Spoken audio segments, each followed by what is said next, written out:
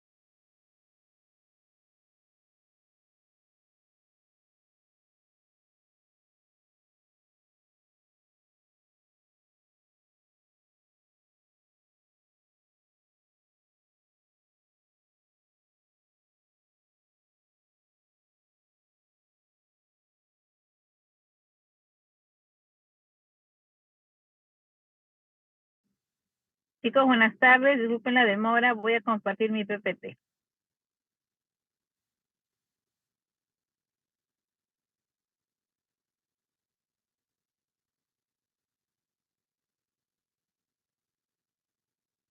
No sé si se nota, por favor, díganme.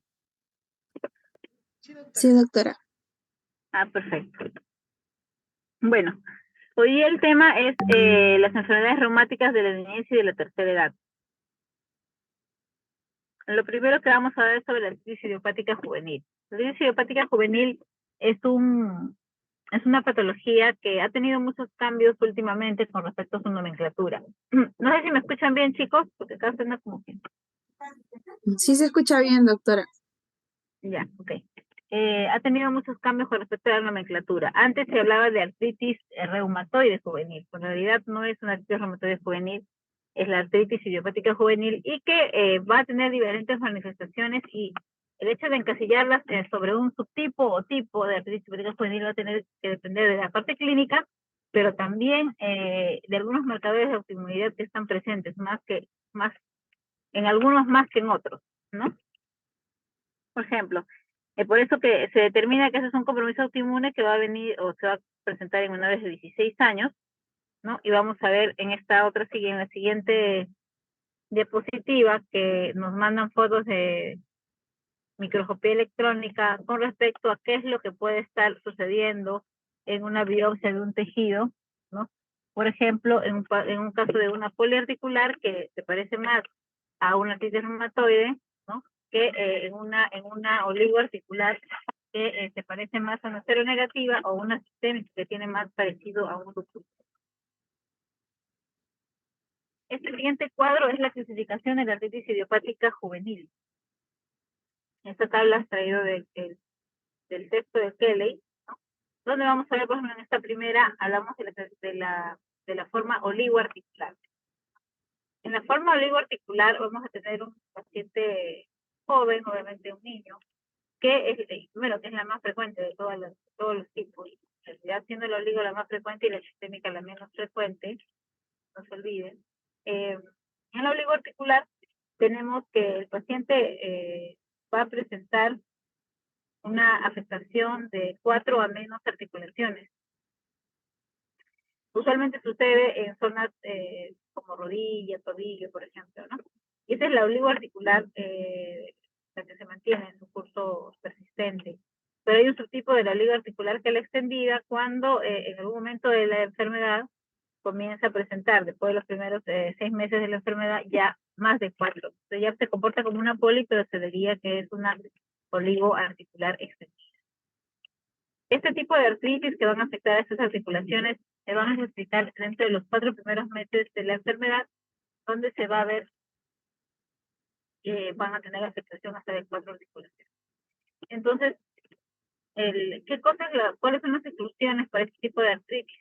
Aquellas patologías, por ejemplo, niños que tienen psoriasis, que finalmente sea una psoriática, o niños con HLA de 27 positivo, por ejemplo, por lesiones sistémicas y que al final sean una espondilitis anquilosante, por ejemplo. Entonces, son quizás las mayores exclusiones. Luego, la siguiente, llamamos a la poliarticular, que son de 5 más articulaciones de la forma poliarticular. Y esta se comporta más como una artritis reumatoide en realidad. ¿No? Para afectar a 5 más articulaciones, como dice, puede ser una poliarticular con un factor reumatoide negativo, o un poliarticular con factor reumatoide positivo. Otro tipo de artritis idiopática juvenil es la artritis psoriática, niños con lesiones de piel tipo psoriasiformes, y la otra es la artritis relacionada con la entesitis, que son niños que tienen artritis, que tienen entesitis. No es muy frecuente en nuestro medio, más en nuestro medio es frecuente la oligoarticular, pero cuando se presenta se trata como si se tratara una espondilitis anquilosante, por ejemplo. Va a haber una historia de dolor sacroiliaco, ¿no? De dolor lumbar inflamatorio también, puede haber presencia de la HLA 27, o sea, tal cual como se presenta una espondilitis anquilosante con sacroileitis o enfermedad inflamatoria intestinal, en algunos casos de cero negativo. Aquí viene nuestra más importante enfermedad, que es una de las más frecuentes, es la AIJ sistémica, ¿no? La AIJ sistémica tiene mucho que ver con unos patrones inflamatorios donde va a predominar la interleuquina 1 y la interleuquina 6, ¿no? A diferencia de la oligo o el poli, donde el uso, por ejemplo, de anti-TNF es frecuente porque el compromiso es meramente articular. En la sistémica el compromiso es obviamente de fiebre, de patógeno, por ejemplo. Entonces va a haber un mayor compromiso de ese tipo. Tenemos aquí cuál de los siguientes, tenemos pacientes que van a tener fiebre, ¿no? Y que además se pueden presentar los siguientes, rash evanescente, que es un rash no fijo, o sea, que aumenta y normalmente se presenta más en los momentos de la fiebre. Compromiso glandular generalizado, hepatoespleno, serositis, ¿no? Y en otro subtipo ya, digamos, que son los menos, es la artritis indiferenciada. Tenemos una lesión dérmica de un rash evanescente en un paciente con AIJ sistémica, ¿no? Entonces, bueno, es uno, una foto. Ahora, el tratamiento de la AIJ va a depender de qué tipo sea, porque como hemos conversado, por ejemplo, las poliarticulares, en de los oligos, tienen mucho que ver con el TNF, por ejemplo, ¿no? Los patrones inflamatorios siguen la cascada de un patrón reumatoide, tipo de reumatoide. Y en la AIJ sistémica, si tiene que ver la interleuquina 1 o la interleuquina 6, tendríamos que usar esos medicamentos en algún momento. Y a la cabeza tocilizumab, ¿no? Aquí tenemos aquellos medicamentos que están aprobados por la FDA para los niños, no todos lo están. Entonces tenemos, por ejemplo, el Abatacept, que ha sido aprobado también para un grupo determinado de niños. Vamos a ver, para niños aprobados mayores de 6 años. Adalimumab sí fue aprobado para IJ poliarticular. Adalimumab es un anti-TNF mayor o igual de 2 años. El canakinumab, que no lo tenemos nosotros aquí, ¿no? Que también está aprobado para los niños, ¿no? Mayores o iguales a 2 años. También es un buen medicamento. El cetolizumab pegol está para la parte adulta, no está aprobado todavía por la FDA. Le seguimos bajando, y el etanercept es uno de los que más usamos nosotros y hemos usado durante buen tiempo, el TNF, que está aprobado primero para los niños mayores a 2 años. El tocilizumab está también aprobado para IJ sistémica y para IJ poliarticular. La poliarticular lo usamos cuando hay falla en los TNF, ¿no? Se puede usar también tocilizumab. Entonces, vemos acá cómo es la dosis. Nosotros en el hospital, en salud, aquí en el Perú, tenemos el uso de tocilizumab aprobado para IJ sistémica. Es importante tener en cuenta que la IJ sistémica puede llegar a la mortalidad al paciente por el síndrome macrofágico y por otras patologías que vamos a ver en un rato. Ok, entonces, también vamos a usar concomitantemente antiinflamatorios no esteroideos, porque recordar que, como lo vamos a ver dentro de un momento, la cascada o el patrón de tratamiento en una oligoarticular, por ejemplo, involucra AINES. En un niño es muy difícil usar corticoides orales porque los niños obviamente tienen un patrón de crecimiento que está full, y los corticoides podrían conllevar a, digamos, lesiones o disminución de la velocidad de crecimiento. Entonces usamos pocos corticoides, solamente en aquellos casos como IJ sistémica o la poliarticular, que está muy marcada, pero usualmente usamos antiinflamatorios no esteroideos.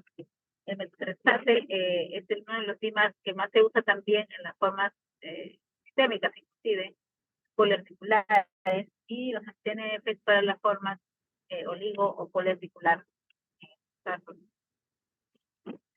Recordar que el esquema terapéutico va a depender de la forma de presentación del compromiso. Y la terapia biológica ha marcado un antes y un después en los niños con AIJ en general, porque como le expliqué a mi grupo en algún momento, ningún sistema de salud va a priorizar a un niño con una enfermedad. O sea, ningún sistema de salud puede decir no a un biológico con un niño con AIJ, ¿no? Porque sabemos que involucra más que lo que sucede en un adulto, porque una AIJ, ya sea polio o LIGO, va a producir finalmente una disminución de la velocidad de crecimiento, de formaciones permanentes, que si por sí ya en el adulto sucede, pero en el niño va a involucrar ese estilo de crecimiento, y eso llevaría a una morbilidad mayor. Tenemos este cuadrito, una cascada de tratamiento de la IJ oligoarticular.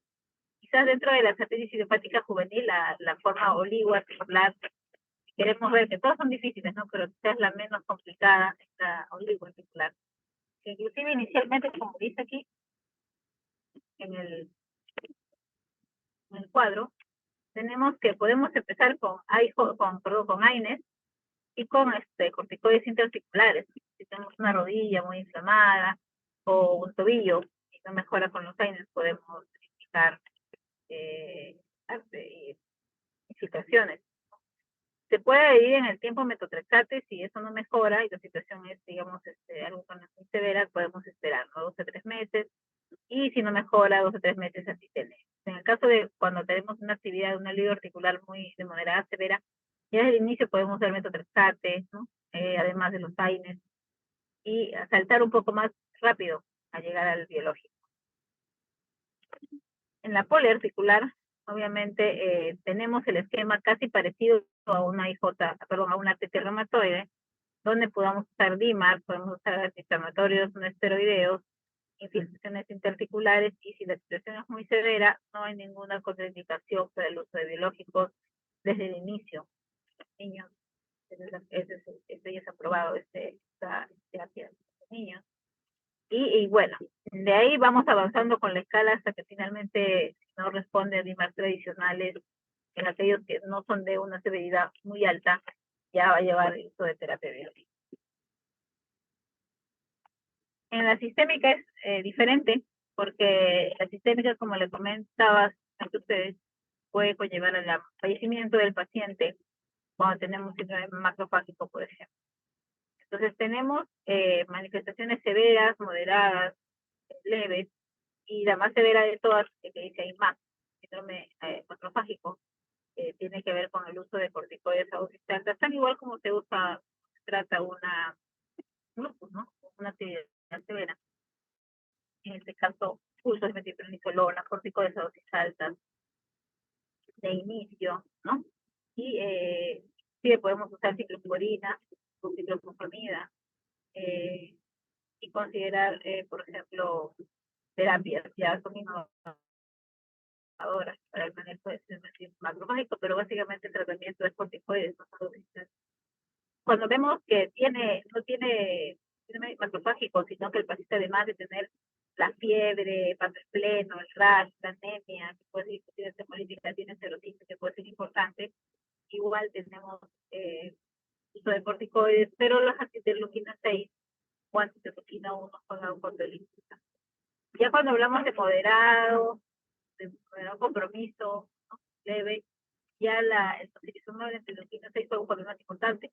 Lo digo porque algunos colegas podrían usar para síndrome macrofágico interleuquina 6, pero en verdad la respuesta mayor es con isostáticos, ciclosporina o ciclofosfamida. Entonces es un cuadro clínico del cuadro. Ahora, tenemos que tener en cuenta que en la artritis idiopática juvenil hay que también hacer una evaluación oftalmológica. Sabiendo que una alteración a nivel oftalmológico pues lleva al paciente, no solamente si fuera un adulto, a digamos, ceguera, ¿no? Pero que también está en un proceso de aprendizaje y si hay compromiso definitivo de la visión, pues obviamente se puede aprender. Entonces aquí tenemos en esta tablita cuáles son los que tienen, cómo tenemos que evaluar a nuestros pacientes cada cuánto tiempo, porque recuerda que tenemos pacientes con escleritis, con uveitis, asociadas a artritis idiopática. Entonces la oligo, ¿no? La artritis con artritis también tiene mucho de probabilidad de uveitis. Entonces siempre se queda de un año a menos. Acá tenemos la uveitis, que tanto miedo nos da por la destrucción de la uvea, y eso pues una ceguera definitiva. Dicen que el lupus, y ustedes lo han visto, mientras más joven eres es peor, ¿no? La sobrevida de un paciente niño con lupus es muy baja. En general, a pesar de los tratamientos que tenemos por ahora. La presentación de un cuadro lúpico en un niño es mucho más severo. Usualmente debuta con compromiso neuropsiquiátrico o renal, cáncer, ¿no? Y el compromiso dérmico en los niños y en los niños neonatales, por favor, también es importante. Aquí tenemos los compromisos en esta tabla de qué cosa es lo que se puede presentar en un niño con lupus, niña con lupus. Casi los síntomas no varían, tiene que ver igual con el adulto, pero con una intensidad mayor. Y tenemos el compromiso neuropsiquiátrico, funciones, ¿no? Entonces, del humor, cerebritis, todo lo que nosotros hemos leído sobre la actividad del lupus en general, en este caso se presenta más fuerte. Tenemos aquí una foto de la misma edad de un niño. Las úlceras orales también están presentes. En todos los casos se pueden presentar o no. Los agentes inmunosupresores en el lupus infantil tiene el mismo peso, claro, por kilo de peso por metro cuadrado de superficie corporal. Tiene que ver para compromisos severos tipos neuropsiquiátricos, tipos renales, el uso de ciclofosfamida, el uso de micofenolato, mofetil, al igual, pero por kilo de peso con respecto a lo que se hace en la. Un tema importante para hablar es sobre el lupus neonatal. El lupus neonatal sucede porque la gestante que tenía anticuerpos, usualmente anti-RO, que sí pasan la barrera hematoplacentaria, pasa su anticuerpo al niño. Y el niño en los primeros años o los primeros meses, mejor dicho, va a tener este anticuerpo en su organismo y eso produce las lesiones del lupus neonatal. En los grados severos, bloqueo cardíaco congénito y mortalidad alta, los niños estos no se manejan tiempo. Tenemos compromiso de fiebre, dérmico y bloqueo cardíaco. Ahí tenemos la lesión dérmica del lupus neonatal, ¿no? Es importante. En el caso de los niños con miopatía inflamatoria, ¿sabes lo que diferencia de un adulto? Es la alta probabilidad que tenga calcinosis, ¿no? Un niño en la miopatía inflamatoria se puede presentar con más calcinosis que en un adulto. Tenemos aquí las pápulas de Gottron, el eritema en el heliótropo, las lesiones de calcinosis y la capilaroscopía positiva. Acá tenemos un poquito sobre las características clínicas de la dermatomiositis juvenil. La diferencia con un adulto. Ahí vemos en qué porcentajes hay, qué manifestaciones son diferentes en porcentaje con respecto a la dermatomiositis de un adulto, ¿no? La edad más o menos de inicio en un niño, 7 años, en un adulto es de 30 a 50.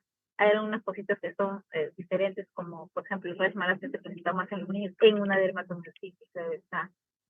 Y el porcentaje de RES en el heliótropo, por ejemplo, que es más uno que en otro. Y la proporción de los casos donde hay lesión miopática en sí muy inflamatoria también es importante. El compromiso pulmonar es más en adultos que en niños. Una Reino también va por ahí en ambos casos. La calcinosis puede ser hasta el 70% en algunas series, como dice allí, versus los adultos que no tienen tanto.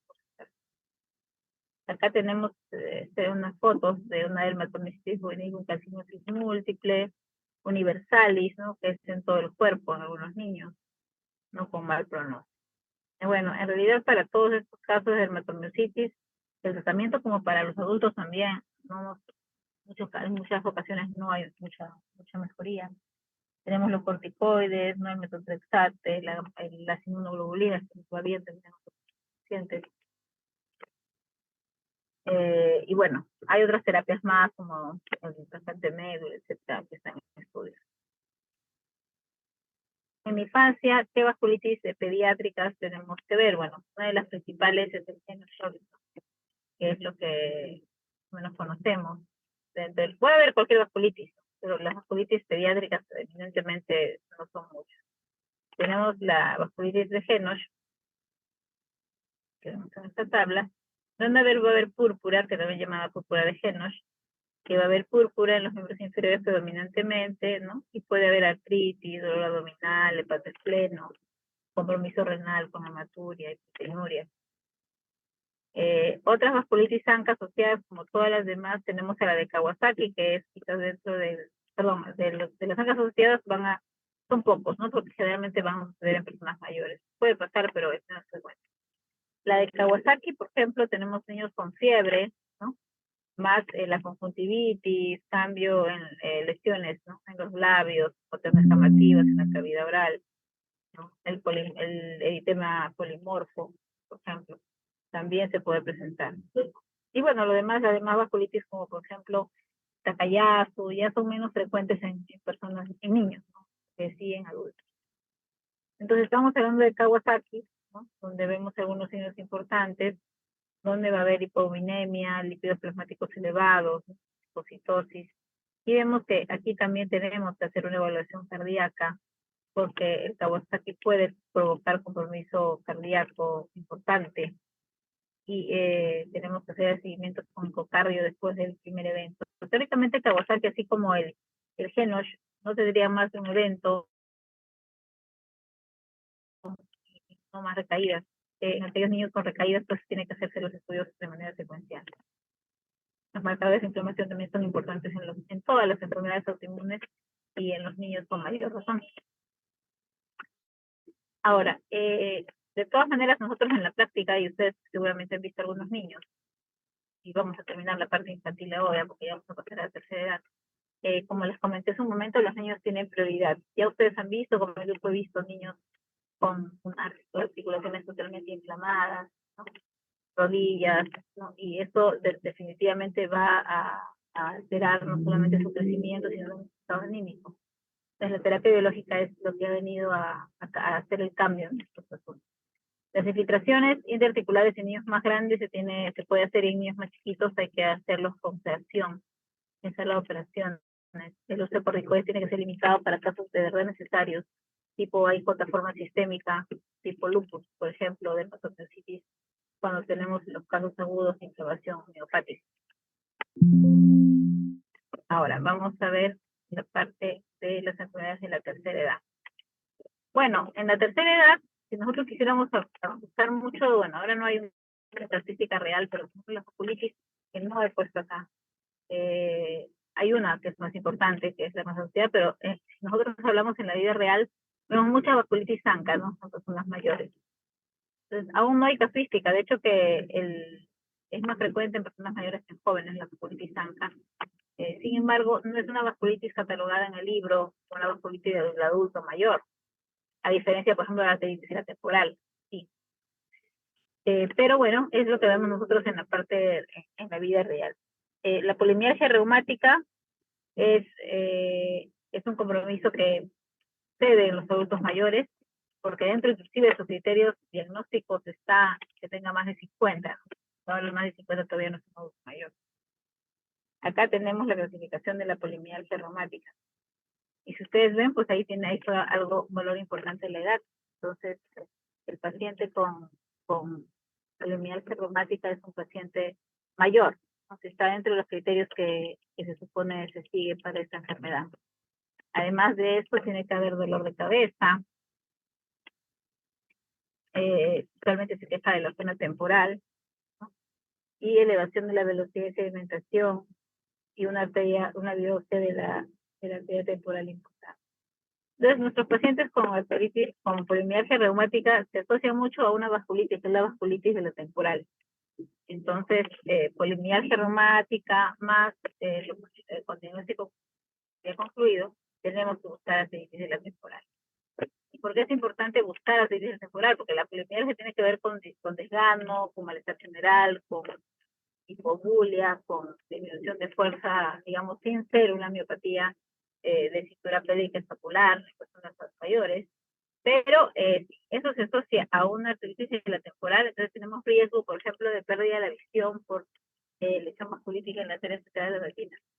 Entonces si tenemos un paciente con polimialgia reumática, vamos a tener rápidamente que buscar si hay alguna lesión de la temporal. En este caso de esta foto, por ejemplo, es obviamente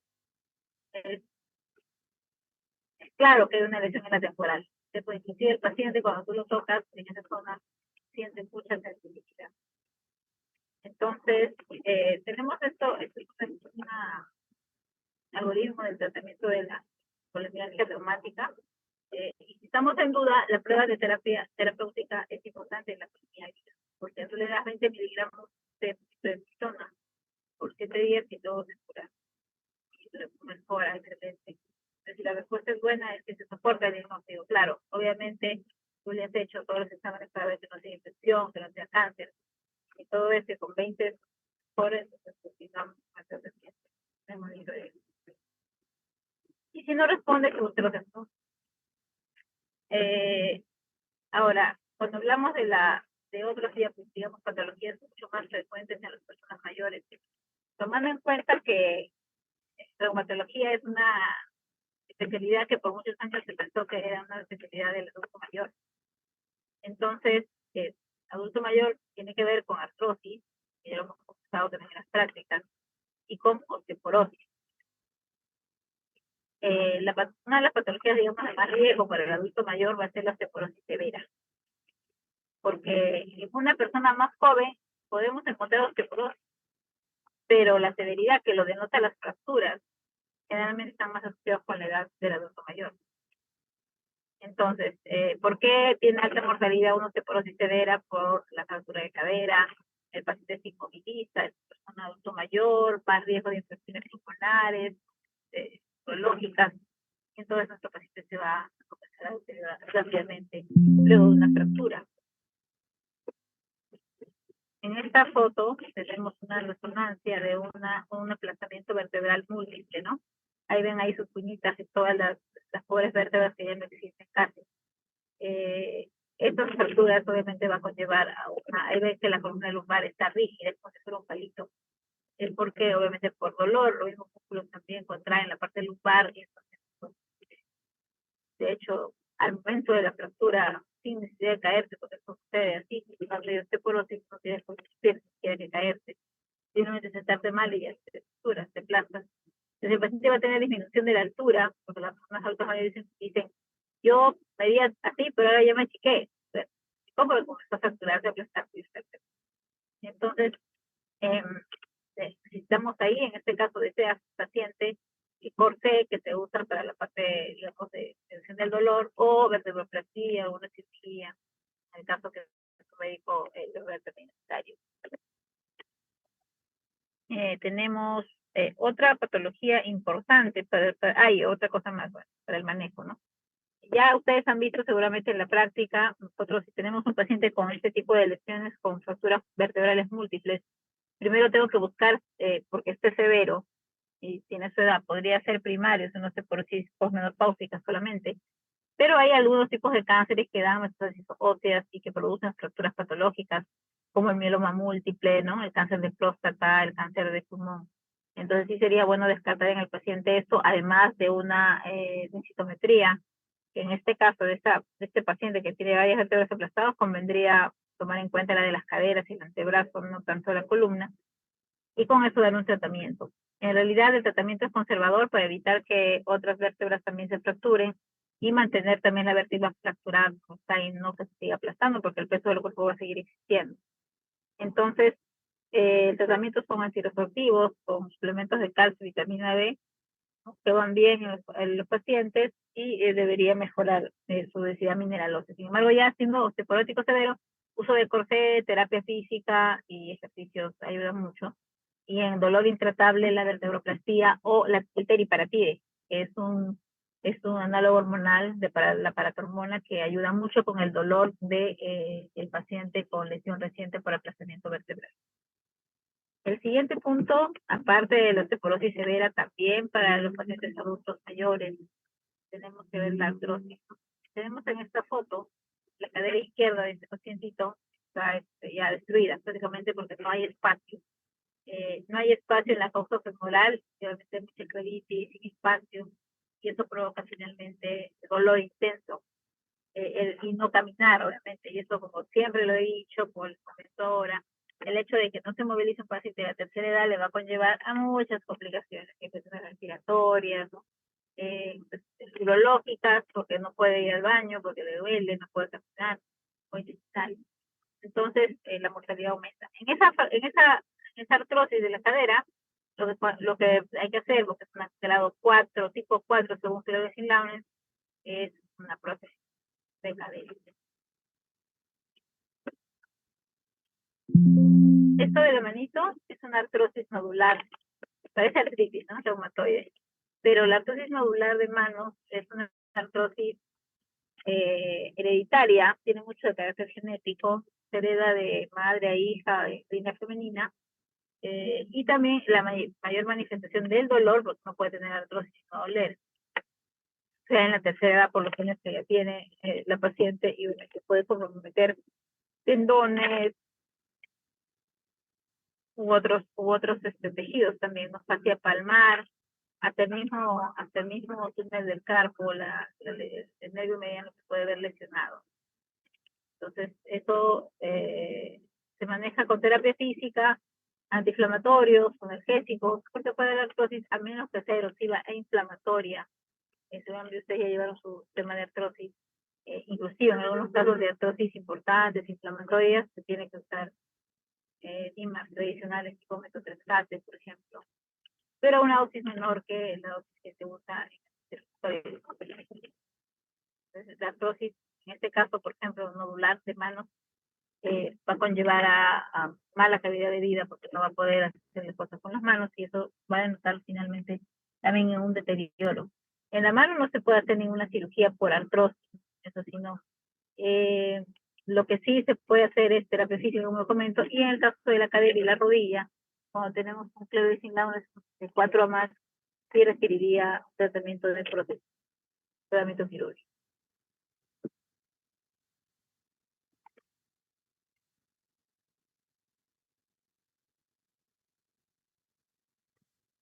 Ok, muy bien, chicos. Un poquito, no sé, seguramente ustedes han visto niños con artritis idiopática juvenil en la práctica. Nosotros hemos visto algunos con el grupo, con los grupos, y finalmente, pues, y nos da mucha pena ver pacientes adultos, no mayores, adultos o jóvenes con artritis. En el caso de los niños, la situación es mucho más, Creo que ya. triste, difícil, ¿no? Entonces, no sé si hay alguna pregunta.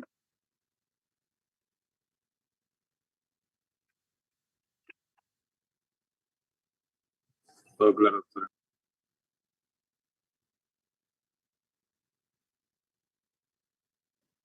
¿Alguna pregunta, chicos, por ahí?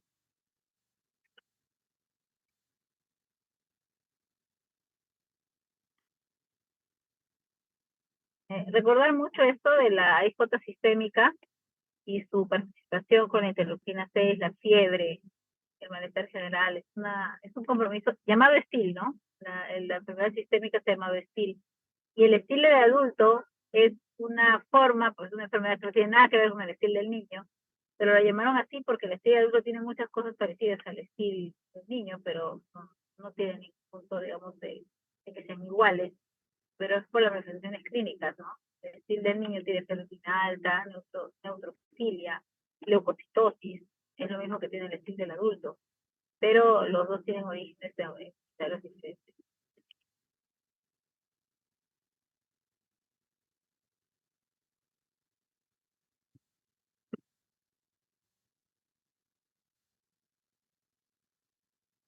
Muy bien, chicos, si no hay más preguntas, entonces nos mantenemos en contacto. Siempre prometo pasarle a mi grupo las PPPs y no puedo, pero ahora lo voy a hacer, prometo.